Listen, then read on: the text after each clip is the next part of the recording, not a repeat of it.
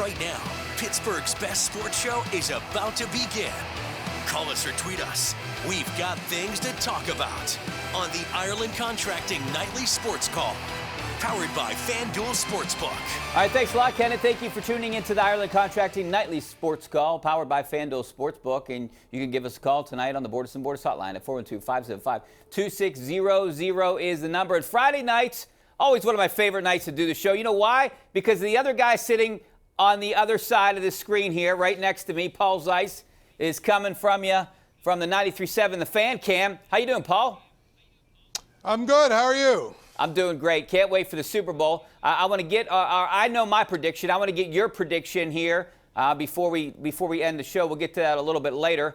But you know, the Penguins get some good news with John Marino coming back, and you know, Pitt this week. They got a couple good transfers coming in here. But I guess the big story is the Super Bowl, and one of the intriguing storylines that we were talking about tonight is Le'Veon Bell and Antonio Brown. One of those guys are going to get a Super Bowl ring. Can you believe it? Well, I mean, yeah, that's what happens in this league. A lot of guys move around to a lot of different teams. I'm not quite as surprised that one of them ended up on a team that got to the Super Bowl. What I'll be interested to see is how much does either guy actually contribute to winning the Super Bowl. That's probably a larger, more pressing issue to me than the fact that one of them is just going to get a ring. Hey, we just heard from Antonio Brown. He said he wants to prove that he's an elite football player again. Do you think those days are gone right now? Because I kind of do. You can see right here. Well, Look, he can't even catch the ball anymore. No, I mean, come on now. He's played reasonably well these last 8 games.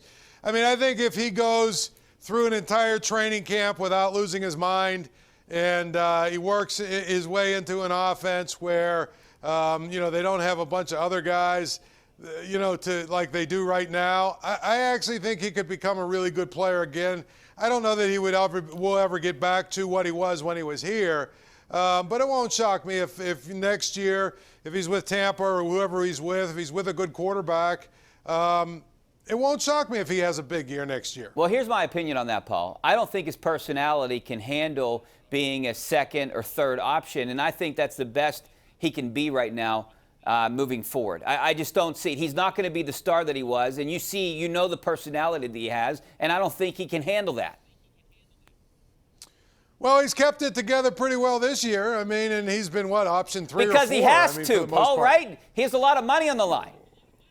Well, I mean, he's not going to get a lot of money. I don't know that anyone's going to sign him to a big deal. But he'll get a decent contract. And you know what? The thing about Antonio Brown that nobody can say, no matter how much you don't like him, no matter how much his dancing and all the stuff that he did and how he left and all the stupid things he says, and the bottom line is nobody can say that guy does not show up on Sundays, because he always did. So to me, he's a gamer. He's a guy that works hard and wants to play. If he can, you know, again, stay out of his own way, it won't shock me if he, you know, has a big year next year. You know, we had a caller yesterday on this show calling in and wanting to trade for Deshaun Watson, and what he was willing to give up, I think, was absolutely ridiculous. But your buddy over there at the Fan, Andrew Filipponi, thought it was a great trade. He wants to trade for Deshaun Watson. I'm just throwing it out there because I want to hear what callers I want to hear what callers have to say about what would they give up to get a guy like Deshaun Watson. He wanted to give up Minkah Fitzpatrick, T.J. Watt, and 2 first-rounders for Deshaun Watson. It's totally ridiculous. I wouldn't have done it. If I were Houston, whoever the general manager is, I guess it's the guy from the Patriots now. Yeah. If that guy made that deal, he should be fired, because that's not enough for Deshaun Watson. Wait, that's not enough. I'm thinking it's way too much. That's not enough. I wouldn't give up. It's not enough. If I'm Kevin Colbert, there's no way I'm giving up 2 first-rounders, Minkah Fitzpatrick, and T.J. Watt. Not doing it. Why not? Why not? Because I think eventually, if you're bad enough with Mason Rudolph, you're going to get a high draft pick, and you're going to be able to draft a quarterback that might be as good as Deshaun Watson. How old is Deshaun Watson, Rich? 25, I think, right? Not that old. Exactly. So you probably got about 10 more years, if not more, with him. You know, already proven that he's an elite quarterback. You've got 10, 11 years with him. I mean, T.J. Watt in 2 or 3 years is the kind of player that's going to be banged up and he's going to be a shell of himself.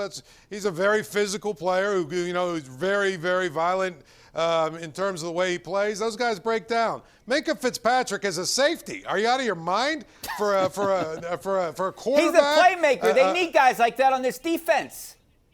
Oh, my goodness. Okay, so they're picking 24th this year. Well, hey, look, Paul, it's not going to happen anyways. So we can argue about something else. Hold up. But let's go through this now. They're 24th this year. Say next year they go 8-9 or 9-8 or whatever if they play 17 games, and they're somewhere around 18.